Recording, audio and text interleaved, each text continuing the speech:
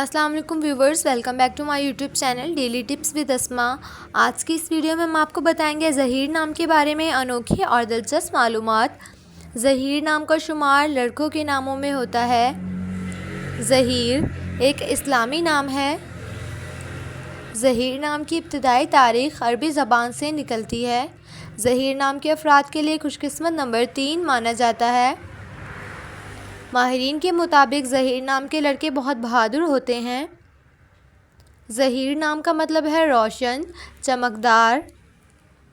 ज़हीर नाम के लड़कों के लिए खुशकिस्मत दिनों में जुम्मा और बुध का दिन शामिल है। ज़हीर नाम के अफराद के लिए मुआफ़िक रंगों में सब्ज़ और पीला रंग शामिल है। ज़हीर नाम के अफराद के लिए मुआफ़िक पत्थरों में फ़िरोज़ी पत्थर शामिल है। खुशकिस्मती वाली धातों में हिंसों के हिसाब से कांसी और तांबा शामिल है। सो फ्रेंड्स, अगर आप अपने नाम का मतलब जानना चाहते हैं तो कमेंट बॉक्स में अपना नाम लिखिए। इंशाअल्लाह हम आपके नाम की वीडियो ज़रूर बनाएंगे। Thanks for watching. अल्लाह हाफिज़।